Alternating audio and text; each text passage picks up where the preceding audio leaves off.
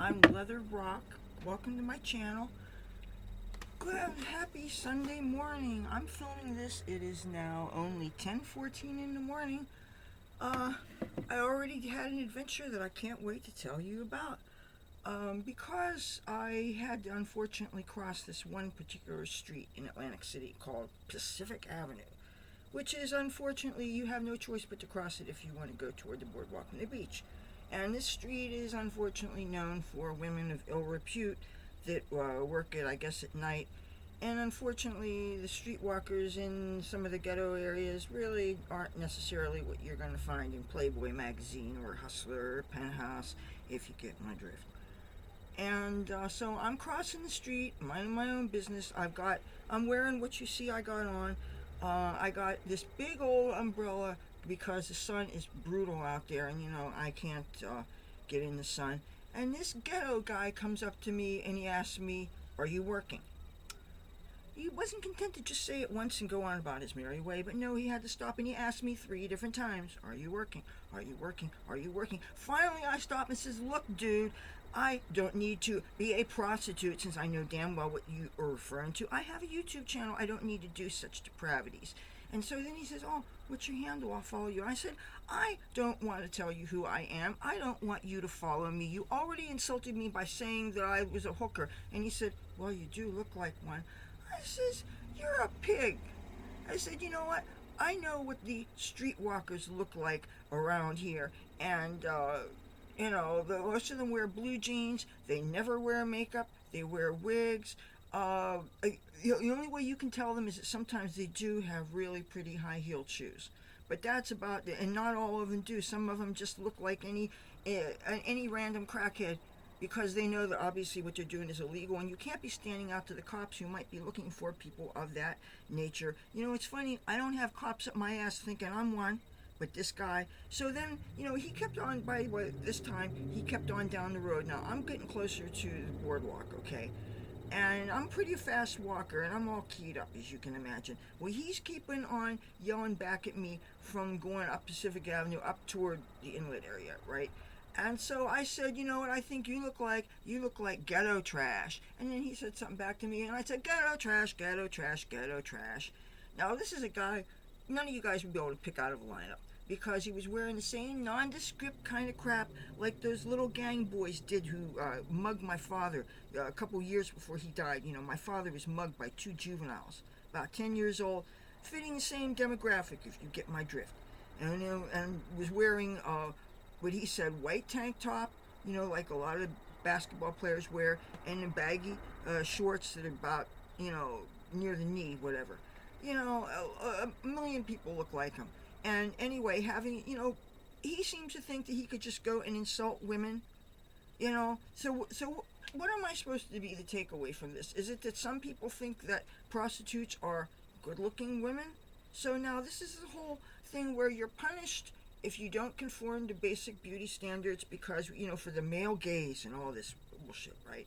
And of course, this depends on the dominant culture and the times you live in, right? Because every culture has its own beauty standards, and now with all this multicultural stuff, now it seems like anything goes, and the whole message is supposed to be love yourself, right? But then when we women do whatever it takes to make ourselves more attractive, whatever, then we're punished for it because, we're whores.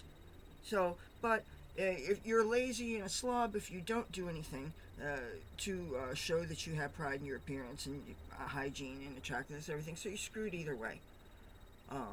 But the whores are really screwed because, boy, they get it and they get money too, you lucky bitches. So anyway, that dirtball. So, but that wasn't the only thing that happened today. So I'm on the boardwalk, I'm thinking, finally, some peace, some sanity. As long as the wind doesn't rustle my umbrella from my hands, I will be good, because the sun is real serious. So I get about not a half a block away when I see a woman begging. And she's saying that she needs money for food. And I'm like, no, I'm sick and tired of people making money on this boardwalk when I had a living on that boardwalk. But I wasn't a beggar. I played my guitar and I minded my business, and I stood up against the railing and I didn't speak unless spoken to, and I minded my own business with my instrument, and if people wanted to throw something in the hat, they could. But I wasn't a bother to society. I didn't bother people. I wasn't a beggar. And this woman is begging, and you can always tell the people that they're really not doing it for food, because when there's free food all around them, no, they can't be bothered with that. When you tell them where you can get free resources and they get mad at you, that's proof that they're begging for something else. And this was an old biddy too, and she had a walker next to her and everything. When she started yelling stuff about God at me, I don't know if she saw my beautiful trusty pentagram ring, but I mean, I wasn't dripping in symbols today. I'm just wearing my innocuous cat necklace. By the way, if you like this, I have a friend who makes this jewelry in Washington, D.C. He's my friend that makes the artwork, and he's just a fabulous talent. And he's also making patriotic jewelry with crosses on them and American flags and stuff. But he's just a real righteous friend of mine, except for his stance in Israel, which I think makes him kind of like a Nazi. But you know what, other than that, to each his own, I guess. But anyway, this woman starts yelling at me all this stuff about God and stuff, and I was saying if you wanted to eat, you'd follow me. You're just a beggar. And you know what? Begging's against the law, too. If it's against the law for me to play my guitar on the boardwalk bothering, because it's such a bother to tourists, then it's against the law for you to be sitting there begging. Besides, she's probably collecting Social Security. I doubt she spent the last 20 years of her life as a caregiver. Therefore, she didn't have money in the quarters. Therefore, she's not going to get a check. I don't believe that for a second. She doesn't look like she had any caregiver in her. Just my opinion. So anyway, I make it my way down to where my destination was. I was actually hoping to see some friends there.